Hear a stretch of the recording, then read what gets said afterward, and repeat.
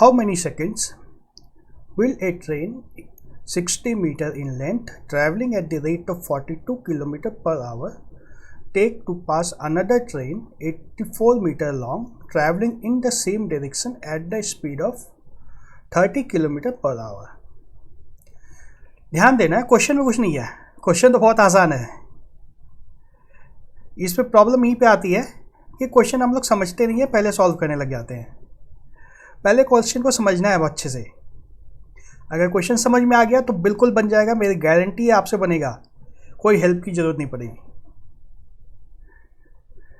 क्या दिया है कि ए ट्रेन 60 मीटर इन लेंथ, है ना, 60 मीटर की लंबाई है ट्रेन की,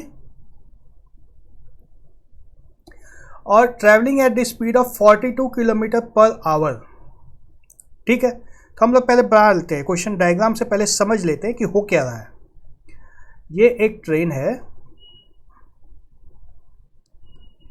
जिसकी लंबाई 60 मीटर है और ये चल रही है 42 किलोमीटर पर आवर की स्पीड से। ठीक है, थोड़ी देर के लिए मान लेते हैं इसी तरफ चल रही है। ये will take to pass another train 84 meter long traveling in the same direction at the speed of 30 kilometre per our. मतलब दूसरी एक ट्रेन है जो 30 किलोमीटर पर आवर की स्पीड से चल रही है और इसी डायरेक्शन में चल रही है ना। 30 किलोमीटर पर आवर की स्पीड से दूसरी ट्रेन चल रही है और इसी डायरेक्शन में चल रही है। इसकी लेंथ दी हुई है 84 मीटर। तो अब पूछा क्या गया है, 60 मीटर वाली ट्रेन इसको कब ओवरटेक कर लेगी। तो ऐसे ही कोई स्थिति होगी तभी तो ओवरटेक कर पाएगी ना। 84 मीटर की ट्रेन यहाँ पे है, उसके जस्ट पीछे 60 मीटर लंबी एक ट्रेन है। 60 मीटर वाली ट्रेन की स्पीड 42 किलोमीटर पर आवर है, 84 मीटर वाली ट्रेन की स्पीड 30 किलोमीटर पर आवर है। दोनों एक ही डायरेक्शन में जा रही हैं, तो ये पीछे वाली ट्रेन आगे कब आ जाएंगे, ये पूछा गया। अब ये आगे डायग्राम आपने बना लिया तब तो क्वेश्चन में कुछ बचा ही नहीं है। रिलेटिव स्पीड हम लोग निकाल देते हैं। स्पीड क्या निकाल देते हैं, S2 माइनस S1 जो हो जाएगा 42 माइनस 30, 12 किलोमीटर पर आवर। दोनों ट्रेन सेम डायरेक्शन में जा रही हैं तो स्पीड माइनस हो जाएगी। वैसे भी कॉमन सेंस से सोच सकते हो, दोनों ट्रेन अगर एक ही दिशा में जा रही है तो लगता है बहुत धीरे चल रही है। धीरे चल रही है मतलब स्पीड को माइनस कर देना है। और डिस्टेंस ट्रेवल कितना आ जाएगा, length of train 1 plus length of train 2, वह कितना है 84 मीटर प्लस 60 मीटर, 144 मीटर। अब हमें लेंथ पता है, स्पीड पता है, टाइम निकालना है। टाइम का फॉर्मूला सीधा सा है, डिस्टेंस अपॉन स्पीड। डिस्टेंस हमारा 144 मीटर है, इसको 1000 से डिवाइड कर देंगे तो हमारा किलोमीटर में कन्वर्ट हो जाएगा ये, इनटू स्पीड हमारी नीचे आने वाली थी, स्पीड है हमारी 12 किलोमीटर की। 12 से 144 चला जाएगा, 12 बचेगा। यह टाइम अभी आया किस में, इसकी यूनिट क्या है, आवर्स। और जवाब देना है हमें सेकंड में। तो सेकंड में घंटे को चेंज करने के लिए 12 गुना 3600, याद है ना। इसमें कोई भूल मत करना, 00 यहाँ से चला जाएगा। 36 गुना 12, 360 और 72, 432 बाई 10 होगा नीचे, जो 43.2 सेकेंड आ जाएगा answer, option D. Two trains running at 45 km per hour and 36 km per hour respectively on parallel tracks in opposite directions are observed to pass each other in 8 seconds. When they are running in the same direction at the speeds as before, a person sitting in the faster train observes that he passes the other train in 30 seconds. Find the length of both the trains. Complex है क्या, इतना भी complex नहीं है। ध्यान देना है, ध्यान से पढ़ना है क्वेश्चन को समझने की कोशिश करना है। क्वेश्चन अगर समझ में आ गया तो बन भी जाएगा, इस क्वेश्चन को हम लोग दो पार्ट में ब्रेक कर देते हैं। पहला स्टेटमेंट जो इसको यहाँ तक में है, इतनी दूर में एक पार्ट सॉल्व करेंगे, फिर दूसरा पार्ट को सॉल्व करेंगे। ध्यान से देखना, पहले पार्ट में क्या दिया है, 2 trains running at the speed of 45 km/h and 36 km/h respectively on parallel tracks in opposite directions are observed to pass each other in 8 seconds। हमें टाइम दिया है और स्पीड भी दी हुई है। टाइम और स्पीड जब दिया है तो डिस्टेंस हम लोग यहाँ से निकाल सकते हैं। डिस्टेंस जो निकालेंगे वो क्या निकलेगा, L1 + L2, और तो कुछ नहीं निकल सकता है यहाँ से। फर्स्ट पार्ट में जो जानकारी दी है हमें इससे सिर्फ L1 और L2 का एडिशन मिल सकता है और कुछ नहीं मिल सकता है। बात समझ में आ रही है ना। फिर दूसरे पार्ट में आते हैं। अब ये दोनों उसी स्पीड पे चल रही है,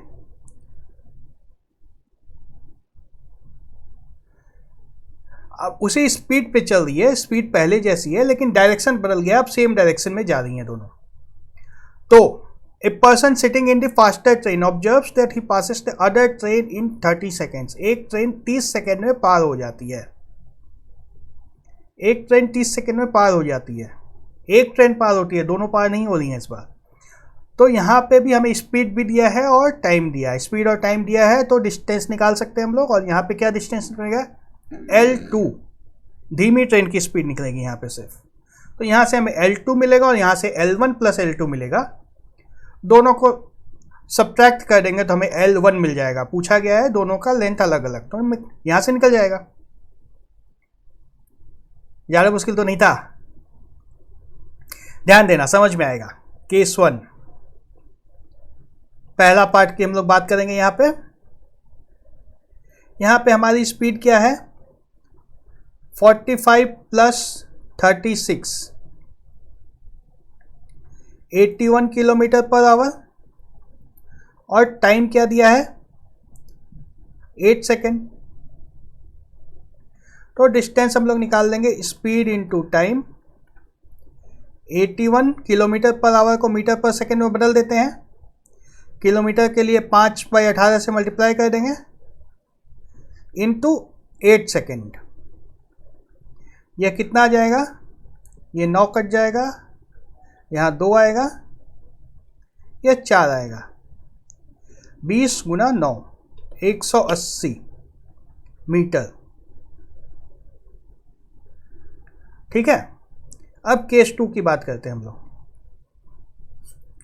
यहाँ पे हमें क्या दिया है, स्पीड, दोनों सेम डायरेक्शन में नहीं है इस बार, तो माइनस कर देना है। 45 - 36 = 9 km/h।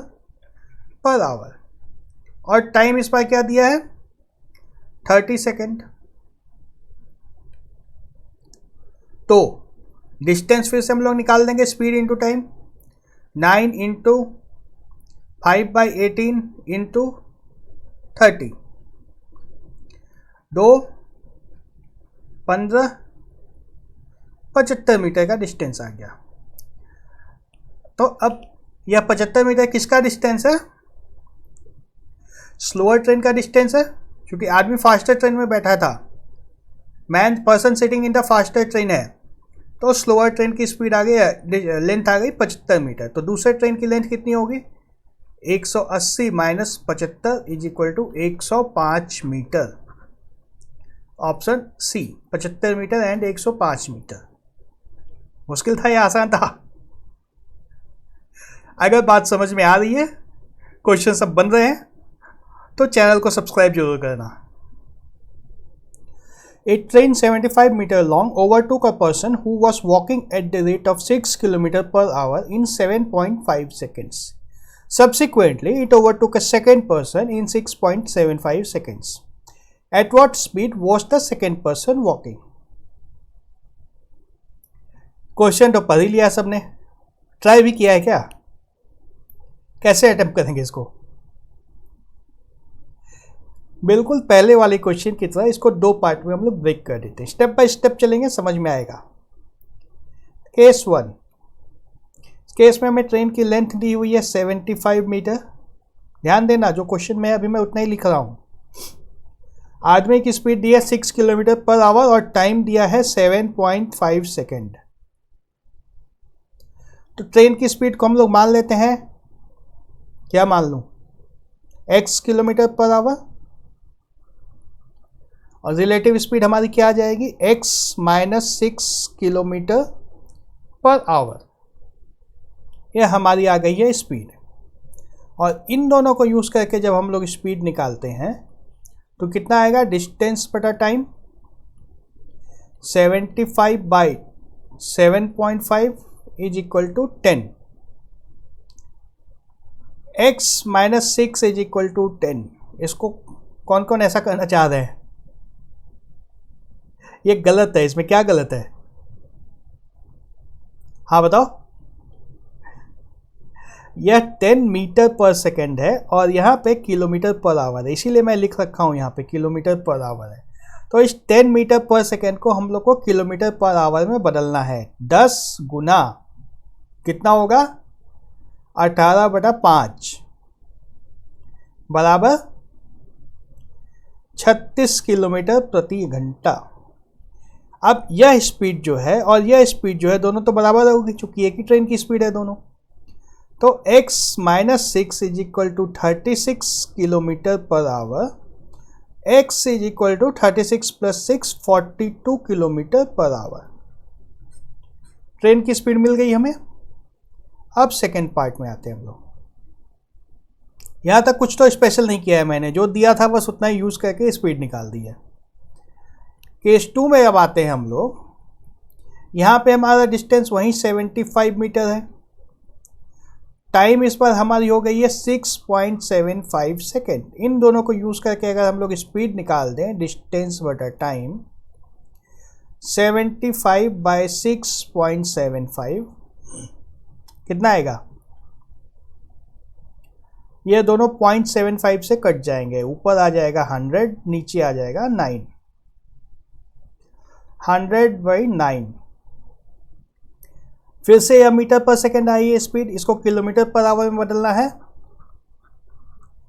100/9 इंटू 18/5, यह 20, यह 2, 40 kilometre per our.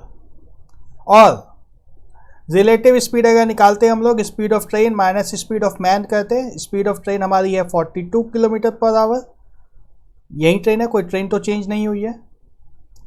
42 minus speed of man को अगर मान लेते हैं हम लोग y is equal to 40 kilometre per hour. यहाँ से क्या आ गया, y is equal to 42 minus 40 is equal to 2 kilometre per hour, option B. समझ में आ गया? अगर समझ में आ गया तो चैनल को सब्सक्राइब भी कर लो। A train covers a distance of 12 kilometers in 10 minutes. If it takes 6 seconds to pass an electric pole, what is the length of the train? यह क्वेश्चन तो आसान है, लग रहा है आसान।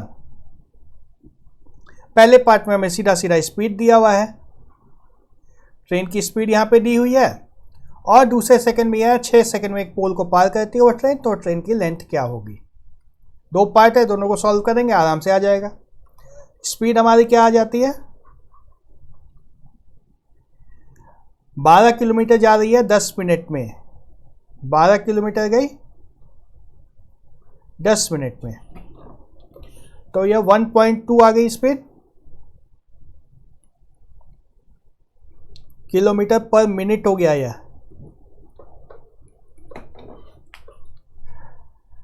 तो इसको 60 से गुना करना होगा, 1.2 इंटू 60, 72 किलोमीटर पर आवर। जिनको ये तरीका समझ में नहीं आता है वो लोग सीधा वहीं कर देंगे, डिस्टेंस बटा टाइम। डिस्टेंस हमारा 12 है, टाइम हमारा 10 है, 12/10, 10 के जगह हम लोग कर देंगे 10/60 घंटे, तो कितना आ जाएगा, 72 किलोमीटर पर आवर। ठीक है ना।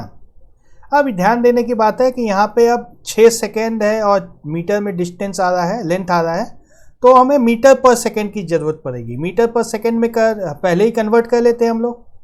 72 गुना 5/18 कर देने से मीटर पर सेकंड आ जाएगा, 20 मीटर पर सेकंड हमें ट्रेन की स्पीड मिल गई।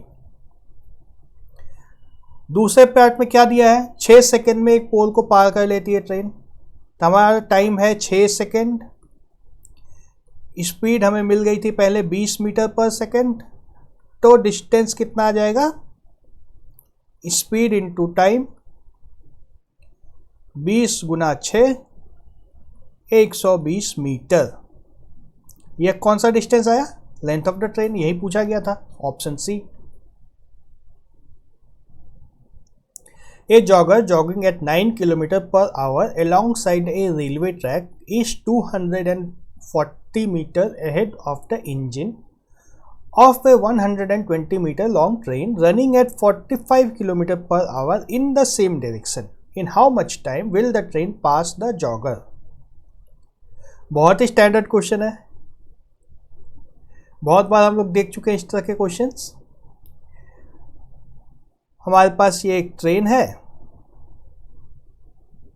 जो इस दिशा में जा रही है और यहाँ पे एक आदमी है जो इस दिशा में दौड़ रहा है, और इन दोनों के बीच की दूरी दी हुई है 240 मीटर, ठीक है ना। तो पूछा क्या गया है, ट्रेन इस आदमी को पार कब कर लेगी, यहाँ कब आ जाएगी। अगर यह गैप 240 मीटर थोड़ी देर के लिए मान लो नहीं था होता, तो ट्रेन को पार करने में कितना समय लगता है वो निकाल सकते थे, और उसके बाद 240 मीटर और चलना है उस ट्रेन को। मतलब ट्रेन को पहले यह 240 मीटर की दूरी तय करनी है, फिर इस जॉगर को पार करना है। 2 पार्ट में क्वेश्चन बनेगा। तो हमारा डिस्टेंस कितना निकाल देना है, जो जॉगर की ट्रेन से डिस्टेंस है 240 मीटर प्लस ट्रेन की जो लेंथ है 120 मीटर, 360 मीटर। दोनों को अलग अलग चाहो तो अलग अलग भी निकाल सकते हो, पर मैंने एक साथ इसलिए निकाला है क्योंकि ट्रेन की स्पीड तो सेम है, जॉगर की स्पीड भी सेम है, ट्रेन की स्पीड भी सेम है, तो कोई फर्क नहीं पड़ेगा। अगर मैं एक बार में निकाल देता हूं तो एक बार में निकाल दूंगा तो एक स्टेप क्वेश्चन में बच जाएगा। अगर अलग अलग सॉल्व करेंगे कि यहां से यहां तक पहुंचने में ट्रेन को कितना समय लगता है, फिर इसको पार करने में कितना समय लगता है, तो क्वेश्चन 2 स्टेप में बनेगा। कैलकुलेशन तो सारी वहीं करनी है, तो मैंने डिस्टेंस एक साथ ऐड कर दिया, डिस्टेंस निकाल दिया।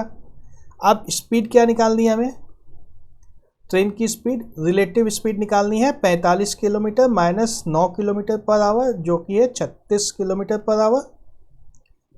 इसको फिर मीटर पर सेकंड में कन्वर्ट करना है, क्योंकि यहाँ मीटर है और यहाँ सेकंड है।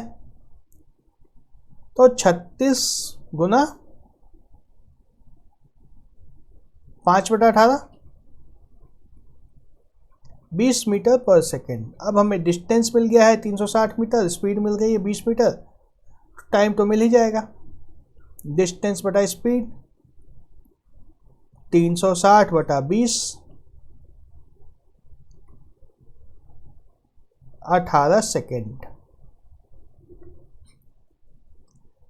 क्वेश्चंस अगर समझ में आ रहे हैं तो चैनल को सब्सक्राइब करना मत भूलना। A train overtakes 2 boys who are walking at the rate of 4 km per hour and 8 km per hour in 18 seconds and 20 seconds respectively. If they are walking in the same direction as the train, the length of the train is. बड़ा interesting question है ये, लेकिन complex नहीं है, बनेगा, आसानी से बनता है। ध्यान से समझना, कॉन्सेप्ट्स वही हैं, लगेंगे वही, एक अच्छे तरीके से लगेंगे और बहुत ही शानदार तरीके से आंसर भी आ जाएगा। ध्यान देना, समझने वाली चीज़ है। यहाँ दिया क्या है, एक ट्रेन है जो 2 बॉयज़ को ओवरटेक करती है। पहला 4 किलोमीटर पर घंटे के स्पीड से चल रहा है और दूसरा 8 किलोमीटर प्रति घंटे के स्पीड से चल रहा है। पहले को ओवरटेक करने में समय लगता है 18 सेकेंड, दूसरे को ओवरटेक करने में समय लगता है 20 सेकेंड। और क्या दिया है कि they are walking in the same direction as the train, मतलब लड़कों का जो डायरेक्शन स्पीड है उसी दिशा में है जिस दिशा में ट्रेन की स्पीड है। तो ट्रेन की लेंथ निकालनी है। ध्यान देना, समझ में आएगा। तो सबसे पहले तो हमारे पास बॉय 1 है, एक लड़का है। पहला लड़का जो है वह 8 किलोमीटर की स्पीड 4 किलोमीटर की स्पीड से चल रहा है पहला लड़का, 4 किलोमीटर पर आवर। तो बॉय की स्पीड क्या है, speed of boy 4 kilometre per our, और इसको ओवरटेक करने में टाइम लग जा रहा है हम ट्रेन को 18 सेकेंड का। ठीक है, अब हमें ना तो ट्रेन की स्पीड पता है और ना ही ट्रेन का लेंथ पता है। जब तक दोनों नहीं पता चलेगा हम लोग आगे नहीं बढ़ सकते हैं। तो हम लोग दोनों मान लेते हैं कि ट्रेन की लेंथ है d और ट्रेन की स्पीड है s। ठीक है, तो अब रिलेटिव स्पीड क्या आ जाएगी बॉय 1 की तुलना में, दोनों का डायरेक्शन एक ही है, तो s-4 कर देंगे तो हम लोग को रिलेटिव स्पीड आ जाएगी किलोमीटर पर आवर में। यूनिट पे ध्यान देना बहुत जरूरी है, यहाँ पे किलोमीटर पर आवर में आई है स्पीड हमारी। और डिस्टेंस d जब हम लोग निकालते हैं क्या होता है, स्पीड इनटू टाइम। स्पीड आया हमारा s-4 इनटू टाइम, टाइम है 18 सेकेंड का। ठीक है ना, तो इसको जब 3600 से डिवाइड करूंगा तब मेरा घंटा आएगा। ध्यान है ना, 3600 से डिवाइड करेंगे तभी घंटे में कन्वर्ट होगा ये। तो इसको 3600 से डिवाइड कर दिया और ये सेकंड हट गया, अब यहाँ पे घंटे में सेकंड हट गया। ठीक है, तो हमने स्पीड निकाल दी, लेंथ निकाल दी ट्रेन की पहले बॉय के इंफॉर्मेशन को यूज़ करके। अब जब दूसरे बॉय की हम लोग बात करते हैं तो स्पीड ऑफ बॉय तो कितनी है, 8 किलोमीटर दिया हुआ है क्वेश्चन में। Speed of boy 8 kilometre per our. और क्या दिया है, टाइम, टाइम इस पर कितना है 20 सेकेंड, तो 20 सेकेंड टाइम है। हमारी ट्रेन की स्पीड तो वही है s, ट्रेन का लेंथ भी वही है d, तो यहाँ पे रिलेटिव स्पीड हमारी कितनी आ जाएगी,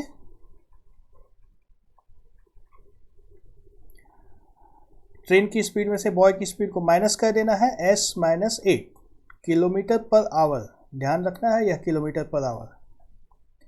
अब हम लोग जब डिस्टेंस निकालेंगे स्पीड इनटू टाइम करके, तो स्पीड हमारी है s-8 इनटू टाइम करेंगे हम लोग 20 सेकेंड। 20 सेकेंड को घंटे में चेंज करने के लिए 3600 से मल्टीप्लाई करना है। तो यह हमारा डिस्टेंस आ गया दूसरे बॉय के केस में। लेंथ आ गई ट्रेन की। ट्रेन की लेंथ जो इधर निकाले हैं और जो पहले केस में निकाले हैं दोनों तो सेम ही होगी, तो दोनों को बराबर कर सकते हैं। जब यह लेंथ जो निकली है ट्रेन की, इक्वेशन 1 है और यह इक्वेशन 2 है, दोनों सेम है, डी दोनों में आ रहा है, तो डी जो लेफ्ट हैंड बराबर है तो राइट हैंड भी बराबर होगा दोनों का, दोनों को बराबर कर देते हैं हम लोग। तो क्या आ जाता है s-4 into 18/3600 is equal to s-8 into 20/3600। 3600 cancel हो जाएगा, यहाँ पे 9 आएगा, यहाँ पे 10 आएगा। तो हमारा इक्वेशन क्या हो जाता है, 9s-36 is equal to 10s-80। यहाँ से हमें क्या मिल जाएगा, 9s इधर आ जाएगा, 80 इधर आ जाएगा, तो हमारा s का वैल्यू आ जाएगा 80-36 44 किलोमीटर पर आवर। यह क्या आ गया हमारा, ट्रेन का स्पीड। जब ट्रेन का स्पीड आ गया है तो इस इक्वेशन में या इस इक्वेशन में स्पीड को रख के ट्रेन की लेंथ निकाल सकते हैं हम लोग। तो चलो इसमें पहले इक्वेशन में रख के देख लेते हैं लेंथ ऑफ ट्रेन कैसे निकलेगा। d is equal to s-4 44-4 multiply by 18 divide by 3600। यह लेंथ किस में निकलेगा, अभी लेंथ निकल जाएगा किलोमीटर में, क्योंकि यह स्पीड है किलोमीटर पर आवर में और यहाँ पे आवर है, तो ये स्पीड हमारी डिस्टेंस निकल जाएगा किलोमीटर में। तो इसको 100 से मल्टीप्लाई कर देंगे तो डिस्टेंस हमारा निकलेगा मीटर में। तो हमारा क्या आ जाएगा 40 इंटू 18/36 100 इंटू 1000 है ना। अब यह मीटर आ जाएगा, 00 गया, 00 गया, 18 से 36 गया, नीचे 2 आएगा, 20 आएगा। ये हो गया 200 मीटर। ट्रेन की लेंथ हो गई 200 मीटर। ठीक है। A 250 meter long train takes 50 seconds to cross a person in the same direction in a car at the speed of 9 km/h. After crossing the person, the train can reach the next station in 2 hours. How long does the person take to reach the station after being crossed by the train? Question समझ में आ रहा है? सबसे जरूरी तो question को समझना है। 250 मीटर लंबी ट्रेन है, 50 सेकेंड में एक आदमी को वो क्रॉस कर लेती है। ठीक है। वह आदमी एक कार में होता है, कार 9 किलोमीटर पर घंटे की स्पीड से कार चल रही होती है। यहाँ तक भी ठीक है। अब कार से आगे निकल गई ट्रेन और फिर 2 घंटे में एक स्टेशन पे पहुँचती है। 2 घंटे बाद एक स्टेशन पे पहुँच जाती है। वह आदमी स्टेशन पर कितनी देर बाद पहुंचेगा? After being crossed by the train, train के क्रॉस करने के कितनी देर बाद पहुंचेगा? ट्रेन के पहुंचने के कितनी देर बाद पहुंचेगा ये नहीं पूछा गया है। जैसे अभी ट्रेन से आदमी से आगे निकल जाती है, कार से आगे अभी निकलती है, तो अभी से कितनी देर बाद पहुंचेगा आदमी स्टेशन पे, यही पूछा गया है। इंफॉर्मेशन लिमिटेड है लेकिन क्वेश्चन बनता है, ये आसान है, इतना मुश्किल नहीं है। देखिए अब इसमें क्या कर सकते हैं, पहले तो सोचना आपको है कि क्या कर सकते हैं। पहले स्टेटमेंट को देखते हैं हम लोग। पहले स्टेटमेंट में क्या दिया है, ट्रेन की लंबाई दी है, डी हमें दे दिया है ट्रेन की लंबाई 250 मीटर। ठीक है। 50 सेकेंड में आदमी को क्रॉस कर लेती है। ठीक है ना। तो कार एंड ट्रेन जब दोनों की बात करते हैं, कार एंड ट्रेन, ठीक है। स्पीड ऑफ कार 9 किलोमीटर पर घंटे क्वेश्चन में दिया हुआ है। यहाँ पर कार की स्पीड हमें पता है, ट्रेन की स्पीड हमें नहीं पता है। स्पीड ऑफ ट्रेन को हम लोग एस मान लेते हैं। Speed of train, speed of train को हमने एस मान लिया। रिलेटिव स्पीड निकाल लेते हैं अब।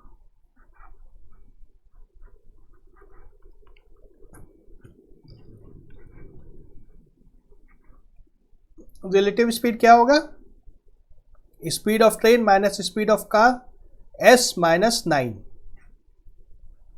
किलोमीटर प्रति घंटा। यहां तक भी ठीक है।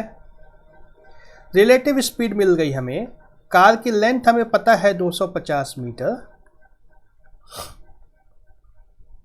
और टाइम भी हमें पता है, टाइम 50 सेकेंड दिया हुआ है क्वेश्चन में। तो यहां तो सब कुछ दिया है। डिस्टेंस और टाइम से हम लोग रिलेटिव स्पीड निकाल सकते हैं। Speed is equal to distance 250 बटा time 50 is equal to 5 metre per second. ठीक है ना। और यह रिलेटिव स्पीड जो है यह किलोमीटर पर आवर में हमारे पास है, तो इसको हम लोग किलोमीटर पर आवर में बदल देते हैं। 5 गुना 18 बटा 5, यह आ गया 18 किलोमीटर प्रति घंटा। हमें रिलेटिव स्पीड मिल गई 18 किलोमीटर प्रति घंटे की। तब स्पीड ऑफ ट्रेन निकाल सकते हैं। हमें स्पीड ऑफ ट्रेन -9 दिया हुआ है 18 किलोमीटर पर आवर, तो स्पीड ऑफ ट्रेन निकाल देंगे। 18 + 9 27 किलोमीटर पर आवर। हमें ट्रेन की स्पीड मिल गई। अब डिस्टेंस ऑफ स्टेशन,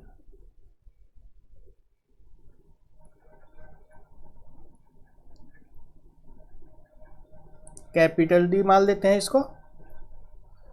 2 घंटे लगते हैं ट्रेन को, टाइम इनटू स्पीड, स्पीड कितनी है ट्रेन की 27। यहाँ पे ट्रेन की स्पीड करनी है, स्पीड ऑफ ट्रेन, कुछ और नहीं लिख देना यहाँ। 2 गुना 27, 54 किलोमीटर। ठीक है, तो 54 किलोमीटर की दूरी थी, ट्रेन ने 2 घंटे में सफर तय किया, तो कार के लिए हम लोग निकाल देंगे टाइम।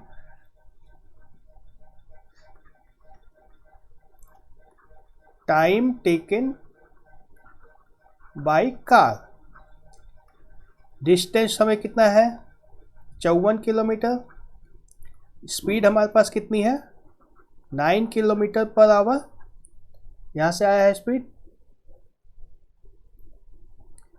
तो टाइम हम लोग जब निकालेंगे, time is equal to distance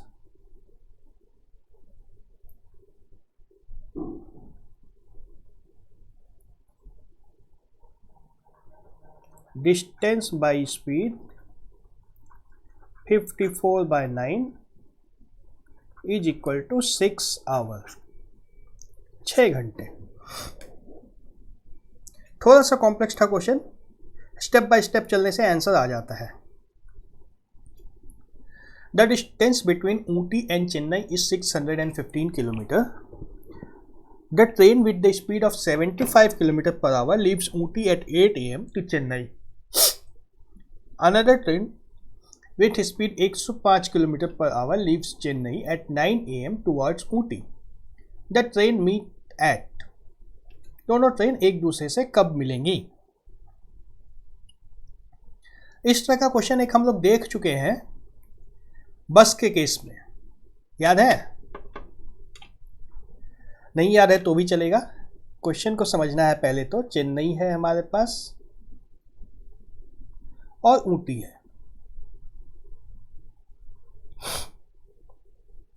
Chennai से ट्रेन कितने बजे चलती है,